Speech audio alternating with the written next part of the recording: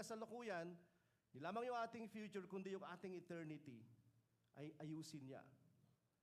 Kasi apektado yun dahil sa kasalanan na ginawa natin sa ating sarili. Sa Matthew 26 verse 26, ito naman yung record ni Matthew tungkol sa Last Supper nung gabi na yon. Sabi niya dito, habang kumakain sila, kumuha si Jesus ng tinapay. Nagpasalamat siya at pagkatapos, hinati-hati niya ito, binigay sa mga tagasunod niya. Sinabi niya, kunin niyo, kainin, ito ang aking katawan. Yung tinapay ay nagsisimbolo ng kanyang katawan. Picture natin okay, mental map.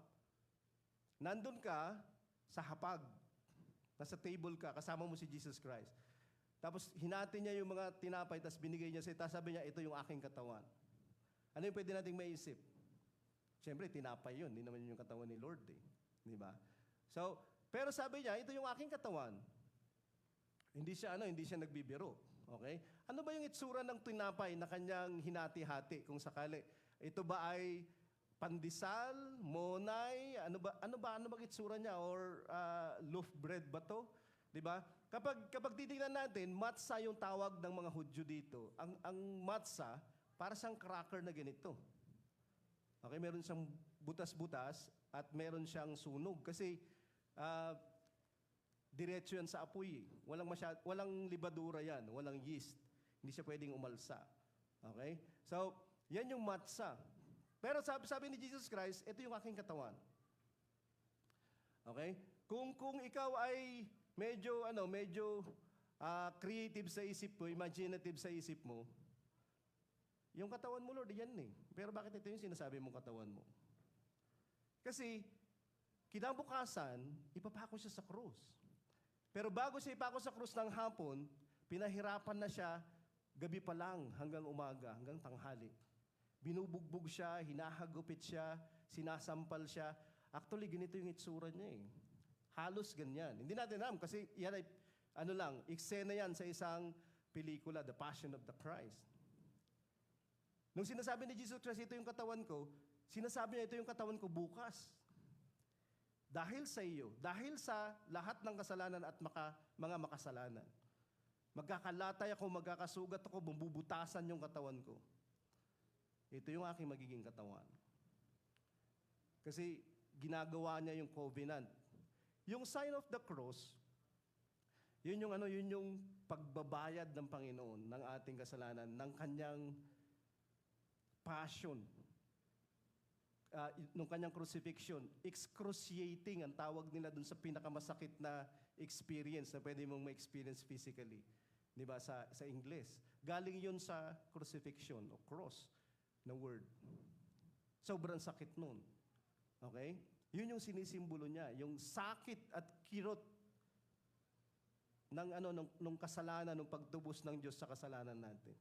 Yun yung itinuturo ng cross. Kung mayroong sign of the cross, yun.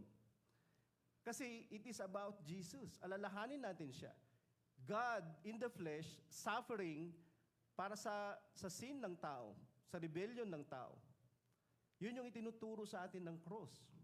Di ba? Kung yung totoong cross na pinag-uusapan natin, yung brokenness ng tao, pagkawasak niya sa loob, bagbag na puso niya, lostness niya, sugat niya, kawalan niya, di ba? Ang dami nating kailangan. Tila baga, ang dami-dami nating gusto.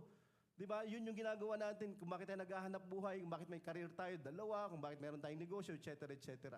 Kasi palagay natin, walang-wala tayo. Gutom tayo, uhaw tayo sa maraming mga bagay. Dami nating mga kasawian, kabiguan. Di ba? I'm not just saying about relationship. Sa mga taong ang dami-daming gusto niyang makuha, ang dami-dami niyang gustong ma-attain, dami-dami niyang gustong mapuntahan, walang kapunuan yung mga tao. Kasi para siyang lalagyan ng butas. Kahit anong ilagay mo sa lalagyan ng butas, maglilik. Diba? Punong-puno tayo ng kalungkutan, depresyon, kabagabagan, alalahanin, worries, fears, phobias. Merong hindi maganda sa sangkatauhan. Hindi siya yung perfect na, gawa ba ni God itong tao na to?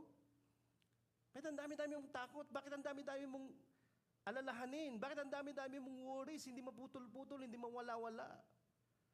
Matutulog ka na nga lang Napapanaginipan mo pa. Di ba? Dahil sa buhay. Ito ba yung buhay na maganda? punong-puno ng sakit, kirot, pangamba, takot, kahirapan, at eventually hahatulan ng Panginoon kasi kondenado na siya. Yun yung ibinihis ni Jesus Christ sa krus. Yun yung sign of the cross. Yun yung sign na itinuturo ng cross. Kasi sign ay nagtuturo. Right, left, diretso ka, di ba? Hindi ka pwedeng mag-swerve, etc. Tinuturuan ka ng sign. Ang sign of the cross ay ito. Ibinihis ni Lord yung ating brokenness. He was wounded, He was bruised, para hindi na tayo maulit pa na maging ganon. Or para kunin niya yung lahat ng bruises natin at wounds natin at brokenness natin at lostness natin. Ibinihis na niya yun. Alalahanin natin siya kapag magtitake tayo ng komunyon. Ibinihis na niya yung pinag-aalala mo. Ibinihis na niya, nag-suffer na siya sa lahat ng mga kinatatakutan mo. Sa lahat ng pangamba mo. Sa lahat ng condemnation na meron ka, sa lahat ng guilt na meron ka dahil sa kasalanan na ginawa mo. Alalahanin mo siya habang nandun siya sa krus. Kasi yung kanyang katawan, hindi lamang nabayubay, butas-butas yun. Dahil ganun yung buhay natin. Dahil sa kasalanan. So what is the sign of the cross? Yun, yung pagbihis ng Panginoon ng ating damit, ng ating buhay, at ibibigay niya sa atin yung kanyang buhay eventually. Okay? The sign of the cross is love. Pero hindi yung Valentine's love, di ba? Na pinasimulan daw ni Saint Valentine. So maganda yung legend na yan, pero hindi yan yung pupunta natin kasi obviously hindi naman yan yung love na greatest of all, di ba? This kind of love. Not that kind of love. Okay? Hindi lang yung nagmamalasakit ka sa gusto mo na kapag hindi mo makuha, magtatantrums ka. Hindi. Yung love ni God. Para sa'yo at para sa akin. Actually, madaming masasawi sa Valentine's Day. Kasi wala silang Valentino eh. Kasi yun yung tradition eh. Diba? Dapat meron akong Valentino. Dapat meron akong Valentina. Tapos, masasawi ka na afterwards. Dito, hindi ka masasawi kasi lahat ng kasawian, kinuha na niya. Ito, hindi siya legend. Epic. Totoo to. Legit. Diba? Yung pagmamahal ng Panginoon. Ito yung itinuturo ng cross. Yung love na ito, sabi niya sa John 3 verse 16, ang pag-ibig ng Diyos sa sanglibutan, ibinigay niya ang kanyang bugtong na anak upang sino mang sumumpalataya. Alam natin yung kwento ng John 3:16 eh. Diba? Pero saan magtatapos yun? Buhay na walang hanggan. Meron ka ba nun? Buhay na walang hanggan? Dahil sa pag-ibig ng Diyos? Sino yung pag-ibig ng Diyos? Hindi ano? Yung kanyang bugtong na anak na kanyang ipinadala. Kasi alam niya kung ano yung pinagdadaanan mo eh. Hindi lamang dahil sa COVID, hindi even before COVID, meron ka ng madaming kalagayan. Meron ka ng takot, meron ka ng pangamba, meron ka ng problema, meron ka ng guilt, meron ka ng kasalanan, meron ng maraming taong ayaw sa'yo. Pero nandito si Lord, para siyang homesick sa atin. Anong gugustuhin mo dito sa buhay na to? Di ba? Hindi niya ginugusto yung buhay na yan for that life itself, kundi ginugusto niya yung buhay na yan upang palitan niya ng kanyang sarili. Yun yung mabuti dun sa pagdating ng Panginoon, yung kanyang pag-ibig, yung agape niya. Di ba? Hindi ito nanggagaling sa tao lang, kundi nanggagaling ito sa Diyos. Pero kinakailangan niya magkatawang tao para maintindihan natin siya. Ibinihis niya yung ating katauhan para sabihin natin na He really cares. He really knows. And He can, He could. Di ba? Kasi naiintindihan ka niya eh. Mayroong isang chapter sa Isaiah 53, 12 verses lang ito, pero napakayaman niya ng kwento ng Panginoong Jesus. Lalong-lalo na nung siya ay namamatay sa krus. Isa siyang prophecy. Okay? Isaiah 53 verse 1 to 2. Sinong naniwala sa aming balita o ibinalita? Kaninong inahayag ng Panginoon ng kanyang kapangyarihan? Okay, so nandito yung binabalita daw ng mga propeta at sa kanilang binabalita, nahayag yung kapangyarihan ng Panginoon. Isa lang yung balita na mayroong nakapaloob doon na kapangyarihan ng Diyos na alam ko. Sa Romans 1 verse 16. I am not ashamed of the gospel of the Lord. It is the power of God to salvation. Diba? Yung gospel yun yung pinakamagandang balita. Pero kapangyarihan daw yun ng Diyos para maligtas sila. Pero sabi dito ni Isaiah, sinong nakikinig? Sinong naniniwala? Bakit hindi siya kapanipaniwala? Yung gospel. Kasi sabi niya, kalooban ng Panginoon na lumago ang kanyang lingkod. Meron siyang lingkod dito sa balitang ito. Merong lingkod. Gaya ng tanim na lumalago at nag-uugat sa tuyong lupa, wala siyang kagandahan o katangiang nakakaakit sa atin para siya'y lapitan. Kung nandito ka last Sunday, medyo nag-dwell tayo dito sa verse na to. Diba? At napakaganda niya. Tungkol kay Jesus Christ ito. The suffering servant ng Panginoon. Pero siya yung laman ng mabuting balita na mayroong kapangyarihan ng Diyos na nakakapagligtas. Kaya sabi niya, walang kagandahan kasi o katangian, nagugustuhin mo. Hindi lamang dun sa balita, kahit sa Panginoong Jesus. Kaya madaling makalimutan eh. Diba? Sa lahat ng balita, 53 verse 3, hinamak siya, itinakwil ng mga tao, dumanas siya ng mga sakit at hirap, tinalikuran siya, natin siya, hinamak at hindi pinahalagahan. Ito yung ginawa ng tao sa kanya, ng sangkatauhan sa kanya. Kung magsasabi ka ng totoo, si God yung pinakamahalagang persona sa buhay mo. Tama ba? Si God ba yung pinakamahalagang persona sa buhay natin? Pero siya ba talaga yung binibigyan natin ng pinaka sa lahat ng meron tayo? Oras, lakas, atensyon? Parang hindi. Diba? At nagpapatuloy tayo dun sa mga bagay na ayaw niya. At patuloy yung paghamak sa kanya, patuloy yung pagtakwil sa kanyang mga kalooban, etc. Verse 4, ang totoo, tiniis niya ang mga sakit at mga kalungkutang dapat sana'y tayo ang dumadanas. Ang akala natin, pinarusahan siya ng Diyos dahil sa kanyang mga kasalanan nung namamatay siya sa krus. Akala ng mga tao, sige nga, kung makakaalis ka dyan sa kalagayang kinasadlakan mo, yun yung hamon sa kanya ng ibang mga meron, di ba? Yung mga osyoso doon. At iniisip nila, kaya niyang bumuhay ng mga patay, kaya niyang magpalayas ng demonyo, bakit hindi niya kayang tanggalin yung sarili niya sa krus? Isa yun sa mga sinasabi ng mga meron nung namamatay siya sa krus. Buti na lang hindi niya ginawa. Di ba? Buti na lang hindi niya ginawa. Kasi hindi niya ginagawa yun para sa sarili niya. Ginagawa niya yun para sa kasalanan ng sangkatauhan. Ang totoo, sinugatan siya dahil sa ating mga pagsuway. Binugbog siya dahil sa ating kasama. Ang parusang tiniis niya ang naglagay sa atin sa magandang kalagayan. Kung hindi siya paparusahan, walang magandang kalagayan na papalit. At dahil sa mga sugat niya, gumaling tayo o gagaling tayo.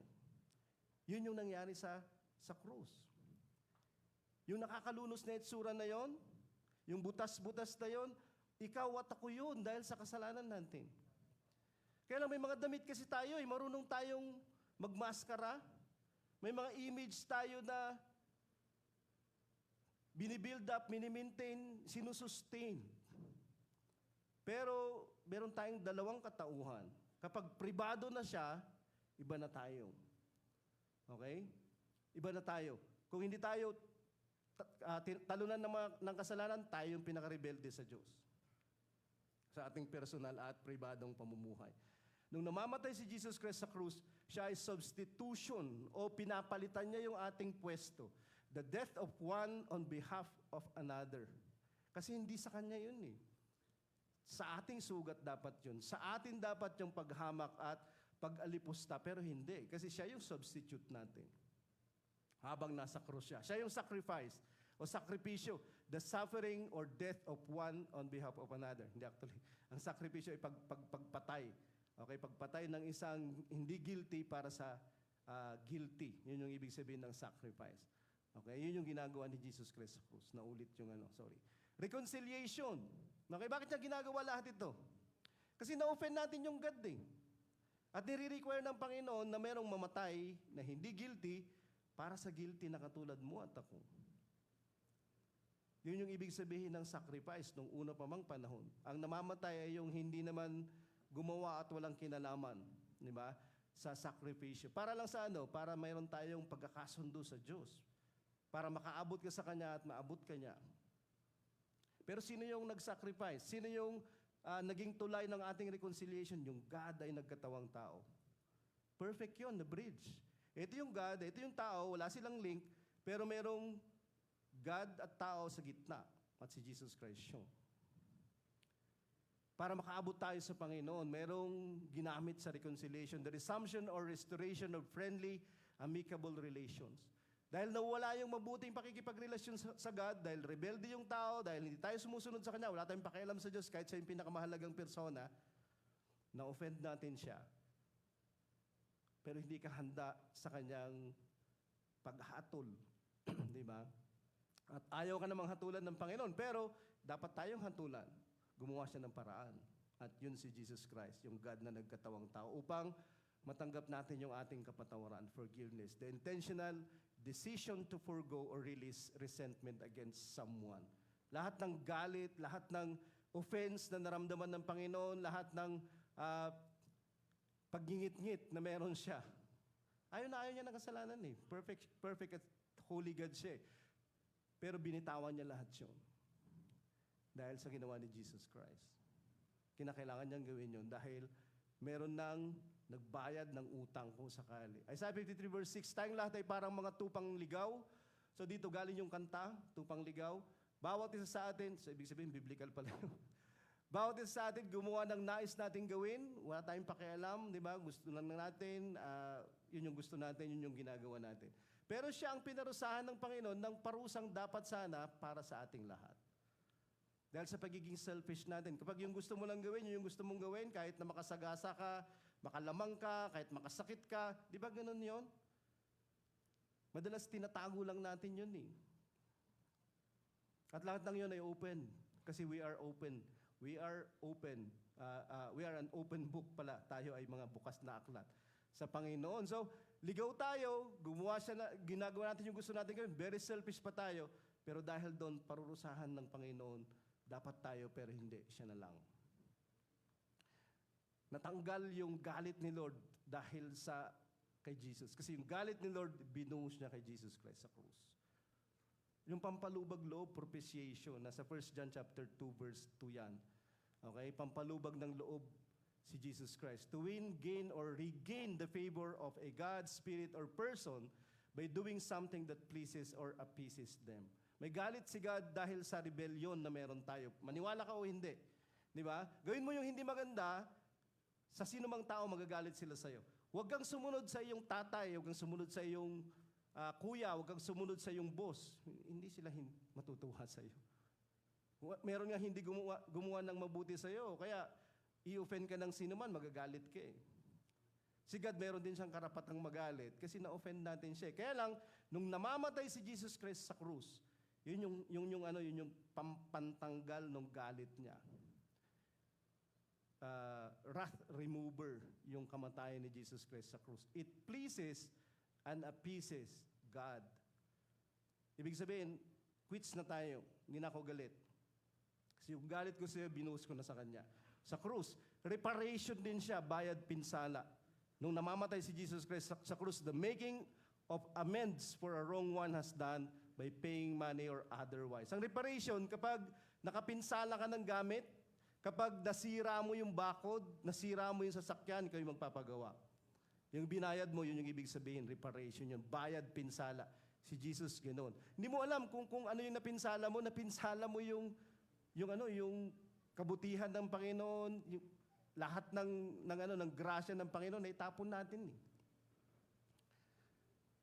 Alam natin na si Lord yung pumapayag, bakit buhay pa tayo hanggang ngayon, pero parang hindi natin siya pinapahalagahan. Restitution o pagsasauli sa dati. The restoration of something lost or stolen to its proper owner. Binabalik sa restoration sa may-ari talaga. Diba? Kasi nawalan siya eh. Kung sakali, pero binabalik kung ano yung nawala. Doon sa talagang may-ari. At tayo ay nawawala pag-aari tayo ng God. Alam mo kung bakit hindi natin malaman kung paano bumalik, hindi natin alam kung paano, at palaging ganun yung pakiramdam natin, parang meron akong gusto na hindi ko alam. Parang kahit anong gawin ko, hindi ako mapunuan. Parang merong kulang. What if yung kulang ay kasi hindi ka pa nakakabalik kay God? At hindi mo alam kung paano bumalik kasi you are lost. Katulad ng sinasabi ng scriptures. Ang restitution, pwedeng ganun. Yung nangyayari, habang namamatay si Jesus Christ sa krus, siya na yung magiging link natin at tulay. I am the way, no one goes and comes to the Father but through me. Sa pamamagitan ng ginagawa niya. Pwede tayong may isauli sa dati na may-ari. Hindi lang yon, pwedeng may isauli sa dati yung kalagayan natin. Kasi nasira yon ng kasalanan. At restoration yung ibig sabihin nun, pagpapanumbalik. See, ang dami. Ito yung cross. Gusto ko na pag nakita mo ulit o isipin mo yung cross, iba na yung maiisip mo. Hindi yung estatwang nakagunon doon kasi hindi yun yung sinasabi talaga ng cross. Kundi yung ginawa ni Jesus Christ sa cross, returning something to a former owner, place, or condition. Nire-restore ka, o kaya naman ikaw ay nire-restore sa talagang may-ari. Yun yung ibig sabihin niyan. Okay? So, Isaiah 53 verse 7, inapi siya, sinaktan. Tuloy natin yung verse. Pero hindi man lang dumaing para siyang tupang dadalhin sa katayan para patayin o tupang gugupitan na hindi man lang umimik. Kaya niyang magwala si Jesus kasi masakit Kasi naramdaman niya talaga yung pain. Hindi yung pleasure ng sin mo naging painful experience sa God. Yung pleasure ng sin ko naging painful, excruciating experience sa God na nagkatawang tao. Diba? Dapat hindi siya yung kinakatay, pero siya yung kinakatay. Diba makita mo doon duguan? Kasi yun yung ginagawa sa mga sinasacrifice na tupa. Pinuputol yung leeg, tapos kinakatay talaga. Nagkakalat yung dugo sa animal sacrifice. Para lang mabayaran tayo. Diba? May bigay yung tamang halaga. Price awarded to someone as a recompense or loss of another. Diba? Kasi, binenta mo yung sarili mo kung sakali. Tinutubos ka ng Panginoon. Kaya nga, redemption yung tawag dun sa ginawa ni Jesus Christ sa krus. Siya ay manunubos kasi ang dami niyang tutubusing manunuba. Tayo yun. Hindi lamang yung mga manloloko, talagang hubog, tuba talaga yung tinitira. Di ba? Siya yung manunubos natin. Siya yung katubusan. Siya yung bayad. Diba? The action of regaining or gaining possession of something in exchange for payment or clearing a debt. Kasi ang dami nating utang Nung namamatay si Jesus Christ sa krus, yung pinakauling sinabi niya, it is finished. Isa sa mga huling sinabi niya, it is finished. Alam mo kung nang ibig sabihin noon? Tapos na, bayad na. Kasi may mamamatay. Kasi bakit? The wages of sin is death. Ang kabayaran ng kasalanan ay kamatayan. Sabi ni God kay Adan, huwag kayo kakain kasi walang salang mamamatay kayo. Tiyak, sobra. Maniwala ka sa akin. Hindi sila naniwala. Pati ikaw, hindi rin naniwala. Kaya magpapatuloy kang magsisinungaling, magpapatuloy kang magtatago, magpapatuloy kang... Anong ginagawa nun sa'yo? Dami mo ng utang. The wages of sin is death. Di ba? Pero si Jesus Christ yung katubusan, the action of, katulad ng sinasabi niya, pambayad. Si Jesus Christ yun. Di ba? Verse 8, hinuli siya, hinatulan at pinatay. Alam mo kapag titingnan mo ito yung kanyang fulfillment sa New Testament, napaka illustrative at napaka-dramatic. Walang nakaisip isa man sa mga salinlahi niya, sa mga Hudyo, na pinatay siya dahil sa kanilang mga kasalanan. Na tiniis niya ang parusang dapat sana ay para sa kanila. Paulit-ulit, ini-impress niya, hindi ito para sa akin, yung cross, para sa iyo. Pero alalahanin mo ako. Okay? Ginagawa ko ito hindi para sa ano paman, kundi para sa iyo. Kapag inaalala natin yung cross, maaalala natin yung great love of God. Yung grace ng Panginoon. Sino ka ba? Sino ba ako? Ano ba ako? Diba? Sa kanyang plano, sa kanyang kayamanan, meron ba tayong may dadagdag sa yaman niya? Meron ba tayong idadagdag sa kasayahan niya? God yun. Wala. Kaya lang, krinate ka niya sa kanyang wangis at ayaw niya na masira ka. Ginagawa niya ito hindi para sa kanyang sarili. Minamahal ka niya hindi dahil siya ay lovesick of something or in need of someone. Hindi, you need someone and that is God. Kasi pwede tayong magpatuloy dito sa buhay na ito at palaging butas. Nilamang yung bulsa natin, yung buhay natin. Palagi tayong bruised, wounded, palagi tayong ligaw, palagi tayong kulang, palagi tayong maraming mga gusto na hindi natin maaabot at makukuha. Therefore, tayo ay bigo. Di ba? Kami na wala siya, sabi niya, kahit na wala siyang ginawang kasalanan at namang pandaraya, inilibing siyang parang isang kriminal. Inilibing siyang kasama ng mga mayayaman. Kriminal siyang itinuring. Sino yung gumawa ng krimen? Ikaw. Krimen mo yun Krimen ko yun At namamatay yung Panginoon para sa atin. Kasi inihahain niya yung kanyang sarili. Kinatay na tupa. Diba? Para pambayad, sakripisyo sa ganyang purpose kung sakali. Atonement, yung isang tawag nila dun sa paghahain o pangtubos. dahil tayo ay naka-offend, nakagawa tayo ng wrong or in-injure natin yung Panginoon, yung God ay na-offend sa atin. Namamagitan siya sa atin. Yung unholy sa holy. Yung unrighteous sa righteous. Yung patay sa buhay. Nandun siya sa gitna. Siya yung dalawa para tayo pag-isahin. Kasi siya ay tagapamagitan. Expiation. Ang ibig sabihin ng expiation, hindi ito yung propitiation, ha? Yung expiation, yun mismo yung kanya mismong ibinibihis yung kung sakali ay judgment. Okay? Para lang mawala yung judgment sa'yo. Diba? Ina-absorb na niya lahat. Kaya ganun yung itsura niya. Kaya nga yung sinasabi niya, this is my body. Remember me. When you take the bread, when you drink the cup. Verse 10, kalooban ng Panginoon, sabi niya, pero kalooban ng Panginoon, saktan siya at pahirapan. Anak niya, bakit niya pinatay? Kahit na ginawa siyang handog ng Panginoon para mabayaran ang kasalanan ng mga tao. Makikita niya ang kanyang mga lahi at tatanggap siya ng mahabang buhay at sa pamamagitan niya ay matutupad ang kalooban ng Panginoon. Punong-puno yung verse na yan. Hindi dahil sa si Lord ay si God, yung anak niya, pinahirapan niya, sinacrifice niya yung anak niya. Hindi, gusto ni Jesus yun. Ginusto niya yun. Sabi niya, I lay down my life and I have the power to raise it back to life. So, gusto ni Jesus Christ yun. Hindi lamang dahil yun yung gusto ng kanyang ama. Pero bakit niya ginagawang handog yung kanyang sarili para sa kasalanan ng mga tao? 3 beses na nating narinig yan at nabasa kanina. Kasi makakakita siya ng mga lahi na tatanggap ng mahabang buhay. Gaano kahaba yung buhay na gusto mo? Dagdag. Maniniwala ka lang sa ginawa ni Jesus Christ sa krus, sabi niya, bibigyan ka niya ng mahabang buhay. Alam mo kung gaano kahaba? Walang hanggan nga yung sabi niya eh. Merong in forever, di ba? At yun yung ino-offer ni God sa iyo, na magandang forever. Matutupad yung kalooban ng Panginoon para sa Kanya. Ito yung kalooban ng Panginoon. Satisfied si God sa ginawa ni Jesus Christ sa krus. Lahat ng hinihingi, okay, ng hustisya ng Diyos dahil sa kasalanan ng bawat isang tao was met on the cross by Jesus Christ's sacrifice. Dahil sa sacrifice ni Jesus Christ, bayad yun.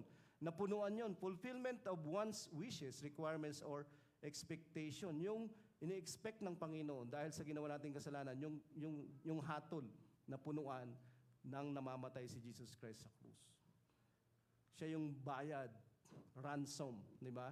Para lang iligtas tayo na captive at slave ng mga sarili nating kagustuhan. Ng sarili nating selfishness. Ng sarili nating kasalanan. Kinancel ni Lord, inurong niya yung demanda para sa atin. Kasi haharap tayo, sahatol ni Lord isang araw. Judgment day, susunod. Pag namatay ka, namatay ako, harap na tayo sa Panginoon. Hindi rest in peace. Merong pupunta sa hell, merong pupunta sa kingdom of God. Dalawa lang yun. Okay? Pero dito, habang namamatay si Jesus Christ sa krus, nung sinabi niyang it is finished, it is canceled. The death is canceled. Kung maniniwala tayo at tatanggapin natin yung kanyang pinagpaguran. So what is the sign of the cross? Napakadami niyan. Pagpalit sa pwesto natin, pagkakasundo, pampalubag-loob, etc., etc. From time to time, pagtripan natin yung Word of God. Kasi napakaganda nung kanyang sinasabi, hindi lamang tungkol sa Diyos, tungkol sa atin at yung process ng pagliligtas niya. Melodramatic. Diba? Very vivid. Kung sakali. Ito yung ginagawa ni Jesus Christ sa krus. This is the sign of the cross. Ito yung tinuturo ng cross sa atin.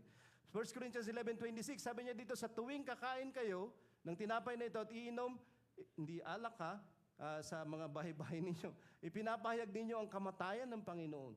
Every time na nagkukumunyon tayo, hindi lamang nakikita natin what is this sign for? Yung ating yung what this symbolizes, yung tinapay at yung iinumin natin, yung katawan at dugo ni Jesus Christ, di ba? Para sa ating brokenness, para sa kasalanan natin, para sa ating healing, para sa ating salvation, para sa ating body, para sa ating mind, para sa ating emotions, para sa ating spirit, para sa ating soul, para sa ating ngayon, para sa ating bukas at para sa ating walang hanggan. Di ba? Lahat ng yan. Pero sabi niya, ang maganda dito, kapag nagtitake tayo ng komunyon, ipinapahayag natin yung kamatayan ng Panginoong Hesus hanggang sa kanyang pagbabalik. It is hindi lamang, in memory of Jesus. Kundi, yung ating komunyon ay mensahe mismo siya ng mabuting balita. Ng pagtanggal ng Panginoon ng lahat ng mga bagay na yun sa atin dapat. Okay? At iba pa. So, every time na nagtitake tayo ng komunyon, dapat ginagawa natin yun na excited kasi parang napipreach ulit. Si Jesus Christ ay namatay. Yung God ay nagkatawang tao para mamatay. Para tayong mga mamamatay sa kasalanan na hindi na tayo mamamatay sa kasalanan. Kundi pwede na tayong mag-enjoy kasama niya sa kingdom of God. Kung magiging sensible tayo na mag-isip. Di ba? Natanggapin ko yung sinasabi ng Panginoon. So, it is a proclamation, a preaching that Jesus Christ once died. At yung death na yun sa cross, siguro hundreds, siguro thousands na yung namatay by crucifixion nung time na yun. Pero very, very different yung pagkamatay ni Jesus Christ sa cross. Kasi that's a heavenly death for an earthly rebellion. Na ma-quench, na mag-stop, at mabigyan ng amnesty lahat ng rebels. It's a cosmic anguish. Di ba? Ang gaganda ng mga pinagsasabi ng mga writer. Di ba? Tungkol dito. Di ba? Nasaktan yung God at na-offend natin siya. Sabi sa Matthew 15 verse 26 to 27, gusto ko lang isingit ito kasi magtatapos na tayo. Merong babae dito na yung anak niya naalihan ng demonyo. Even that, ikinamatay ni Jesus Christ sa krus. Imagine that. So lumapit siya kay Jesus Christ, kaya lang dahil hindi siya Hudyo, sabi ni Jesus Christ dito, hindi mabuti na kunin ang tinapay ng mga anak, ibig sabihin sa mga Hudyo, at itapon ito sa mga aso. Sino ba naman magtatapon ng tinapay sa mga aso? Obviously hindi, di ba? Ngunit, sabi nung babae, yung Syrophoenician woman, sabi niya rito, oo, Panginoon, subalit maging ang mga aso ay kumakain ng mga mumu. Hindi mumu yan, kasi magkaiba yun kapag iba yung bigkas natin. Mumu, na nalalaglag mula sa hapag ng kanilang mga Panginoon. So, nandito yung dalawang pagkain, o dalawang tinapay, yung buong tinapay at yung mga crumbs na tinatawag. Okay, mababasa din natin yung John 6 verse 48 to 51, Matthew 4 verse 4, si Jesus Christ yung tinapay galing sa langit. At yung salita niya, hindi lang tayo kumakain ng tinapay, kundi bawat salitang lumabas sa bibig ng Diyos. So, ito yung contention. Sabi ni Jesus, hindi ko pwedeng ibigay, itapon yung tinapay sa mga hindi anak. At hindi sila anak kasi Gentile siya eh. Pero sabi niya, pwede bang yung mumu na lang? Yung mumu, yun. Maliliit. Di ba? Pambalot ng isda o kaya karne kapag tayo ay nagdi-deep-fry. So, pero yan sadya. Di ba? So, yun na lang, Panginoon, yun na lang ibigay mo sa amin, sabi nitong babaeng nito. At hindi na-miss ni Jesus Christ yung faith na mayroon siya. At sabi niya, ngayong sandaling ito, yung anak mo, gumaling na. At gumaling yung anak niya. Alam mo yung ino-offer ni Lord ngayon, hindi mumu. Siya mismo. Alam mo ba yung tinatanggihan mo? Yung kayang ibigay ng tinatanggihan mo hanggang sa panahon na to? Kasi matagal mo nang naririnig to eh. Kaya kanyang buhayin mula sa mga patay. Kaya niyang ibigay sa iyo yung peace na hindi mo mahanap-hanap dahil sa marami mong brokenness at wounds, psychological problem, mental problem, emotional problem, soul, spirit, etc., etc. Alam mo ba yung gusto niyang ibigay sa iyo? Hindi partial, full. Alam mo si Brother Vic, nakita ko yan eh. Narinig ko yung sinabi ng doktor tungkol sa kanya. Malakas lang yung pananampalataya ni Sister Joni. Ayaw niya mag-give up. Ilang buwan niya, nakaganon lang. Hindi mo siya makakausap. Pagtanggalin na lahat ng aparatos, patay na siya. Brain yun eh. Brain yun eh. Alam mo yung inaasahan lang niya, si Jesus. Itong Jesus na pinapakilala ko sa iyo. May kinalaman sa iyo kasi kailangan mo din siya. Maring wala kang meningitis, so hindi ka magkakaroon ng viral meningitis. Baka nga hindi ka magkakasipon hanggat mamatay ka eh. Baka 150 years yung buhay mo. Pero mananagot ka pa rin sa kasalanan mo. Mananagot ka pa rin sa mga pinagsasabi mo at ginawa mo long time ago. Kahit kahapon, kahit last week. Romans 8 verse 32. Kung ang sarili niyang anak, si God, ay hindi niya ipinagkait sa halip ay binigay para sa atin, tiyak na ibibigay din niya sa atin ang lahat ng bagay at may eternal. At doon, hindi mo na masukat at hindi mo na mabilang kung ililista mo yung naghihintay para sa'yo. Hindi ka lugi dito. Magsisi ka sa kasalanan mo kasi yun yung kinamatay ni Jesus Christ. Every time na gustong-gusto mo magkasala, para mo sinasabi mo kay Jesus Christ, nya, para mo siyang pinoprovoke. Kinamatay niya yun eh. At magpabautismo ka. Ililibing mo yung iyong makasalanang ikaw at lahat ng kasalanan mo. Tatanggap ka ng bagong buhay. At doon nakapaloob yung walang hanggan na sinasabi niya. Okay, pag natanggap mo yung spiritual na buhay na binibigay ng Panginoon. Ano yung sign of the cross ulit? The sign of the cross is God's love in Jesus, dying our debts for us to live His life. Yun yung itinuturo ng cross. Kaya hindi tayo nagsasign of the cross. Kasi it's a tradition na hindi biblical at hindi siya Christian tradition, pero may sign of the cross, ito yung pinag-uusapan natin. Okay? Ito yung answer for the broken. Kung ikaw ay broken, miserable, lost, or condemned. Sa palagay mo, wala ka ng pag-asa, meron kang pag-asa. Kung sa palagay mo, ikaw ay biyan na sa help, meron kang help. Kung sa palagay mo, tawag ka ng tawag, walang saklolo, well, ito na yung saklolo para sa iyo. Ito ay kaligtasan. Ito ay si Jesus. Okay? Tumayo tayong lahat para pasalamatan natin yung may akda. Okay, nung kaligtasan na ito. At pasalamatan din natin yung ating kakainin kasi magkakaroon tayo ng lunch at magkakaroon tayo ng fellowship. Bumalik po tayo dito. 12:50. Okay, 12:50. Si Brother Metz. Ay, oo nga pala. Magkukomunyon pala tayo. Buti na lang may gumaganon kanina. Oo nga, tama. Sorry. Umupo muna tayo. Okay, papaliwanag ko po kung bakit ha. Excited ako kasi tumingin ako dun sa oras. Sabi ko, naku, 12:00 na. Kumakalam na yung mga espiritu sa ating mga tiyan. Okay, binago pala natin yung ayos nung program nung meeting natin ngayon. Kasi supposed to be yung communion natin, pinakahuli sa second meeting natin mamayang hapon. Kaya lang, nasabi ko kay Sister Maya na magkaroon tayo ng komunyon ngayon, kasama ng mga bisita natin. Gusto niyo po yan? Mag-communion po tayo together? Okay? So, alalahanin niyo yung ginawa ni Jesus Christ sa krus, alalahanin niyo siya, ginagawa niya yun para sa ating lahat. Pag tinitake natin yun, well, may magic. Hindi lang, may mayroong himala at mayroong blessing. Okay, so binibigyan ko po kayo sa ating worship team at maraming salamat po.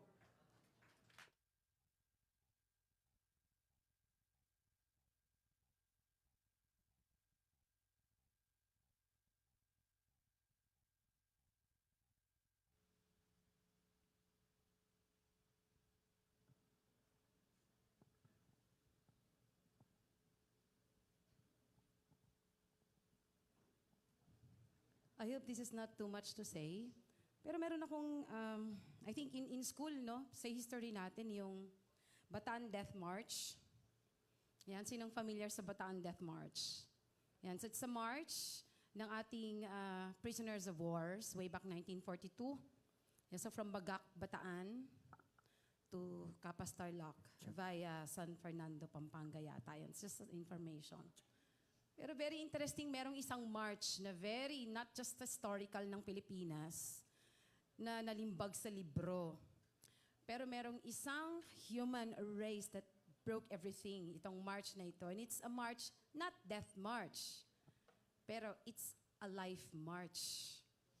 Yan, merong man na nagmarcha towards all the agonies na meron tayo. Nagmarcha siya to take all the pains, and nagmarcha siya to take all the sins of this world. At ang very interesting sa story na to, magmamarcha ka rin ng patuloy towards life ni Jesus Christ.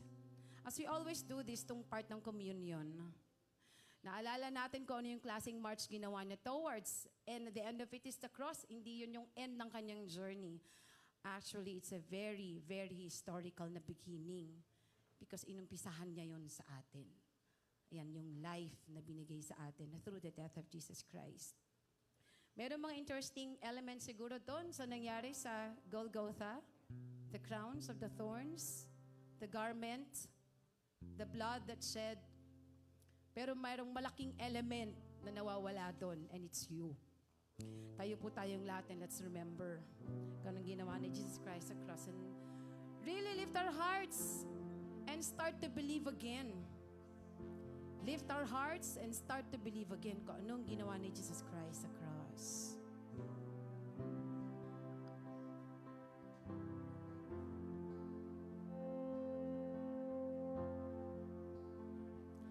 There's a place where mercy reigns and never dies. And there's a place where streams of grace flow deep and wide. Let's sing it with our voices. Where all the love I've ever found comes like a flood, comes flowing down. At the cross, I surrender my life. I mean all of you. I mean all of you. Where your love ran red and my sin washed white. I owe all to you. I owe all to you, Jesus.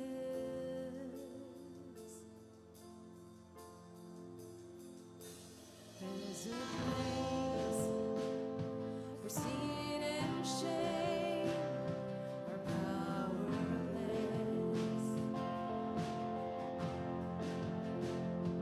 Where my heart has peace with God and forgiveness.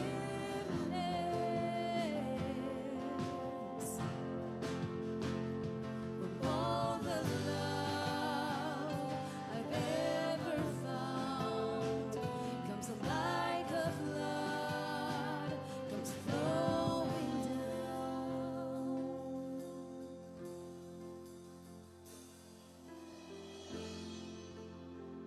Well, let that video speak to us. Actually, bago niya dinaanan niyan, he was scourged, questioned of all the questions. Being in doubt, tinanong ni Pilate, "Are you the king of the Jews?" Well, it's another way of saying, ikaw ba talaga yung tagapagligtas? That question, pwedeng matatanong din natin sa ating sariling buhay.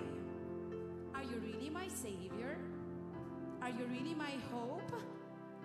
Are you really my Savior? Are you really my healer? Are you really my provider? So si Pilate, hindi lang siya nakasulat sa Bible. There could be so many Pilates around us. But then the cross declares and puts a period. Ilalagay ng period kung saan manggagaling ang totoong kaligtasan ng bawat isa sa atin dito. We're just holding the elements. Let us be immersed as we do this and sing this line.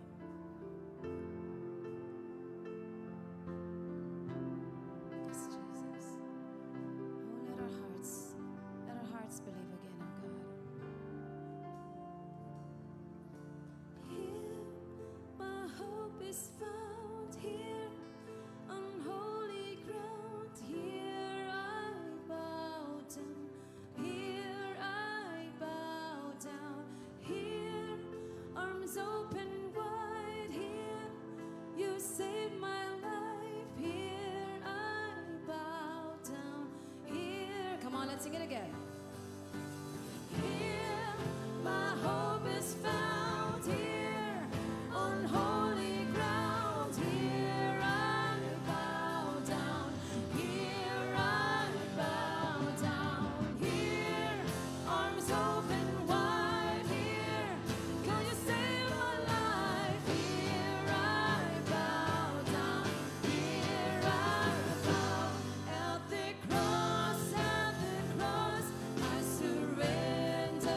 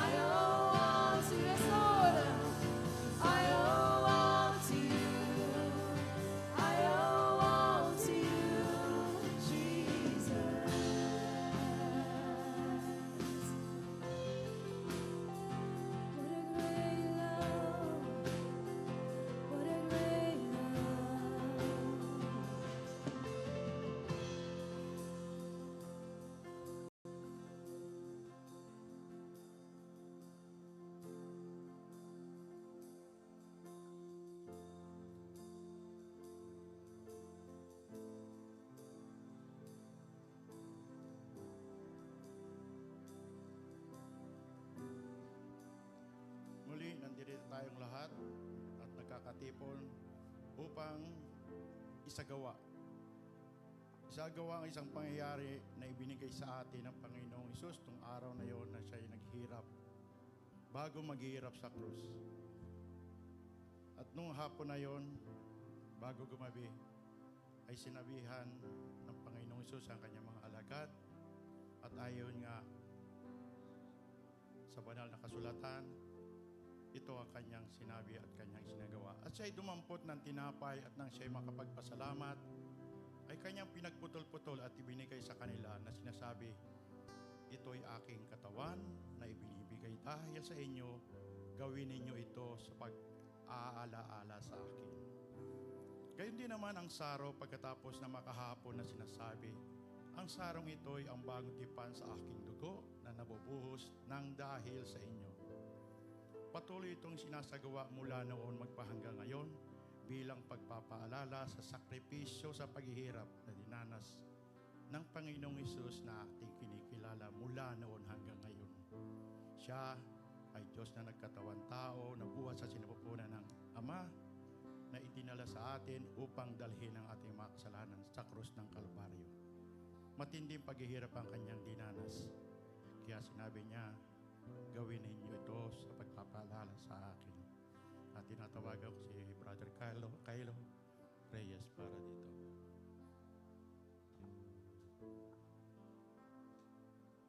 Manalangin po tayo. Panginoon, maraming salamat po sa mga kadakilaan at himala na ginawa niyo, Panginoon. At dahil sa presensya mo ay laging naririyan.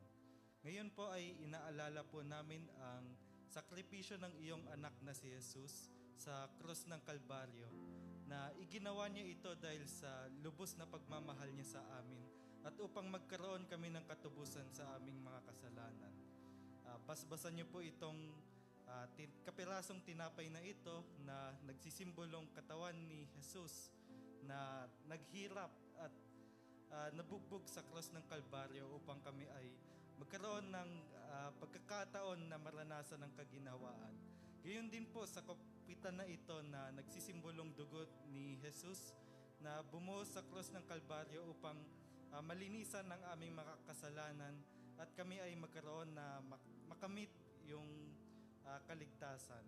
At lagi po kami magpapasalamat sa iyo, Panginoon, at lagi naming alalahanin na kami ay nagkaroon ng kaligtasan dahil sa iyong grasya at hindi dahil sa aming mga gawa. Yun lamang po, Panginoon, itinataas po namin ito sa pangalan ng iyong anak na si Jesus. Amen.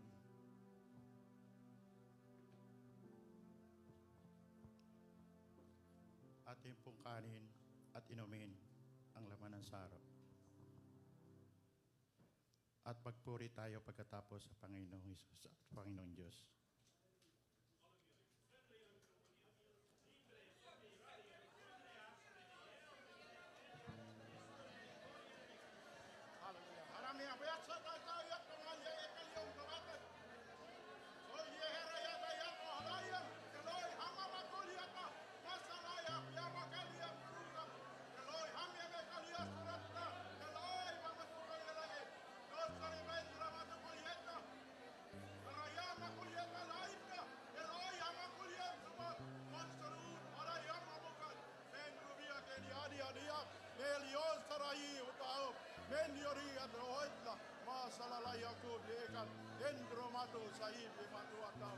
Masalalaya tu kali, Eloy hamu mukari adia.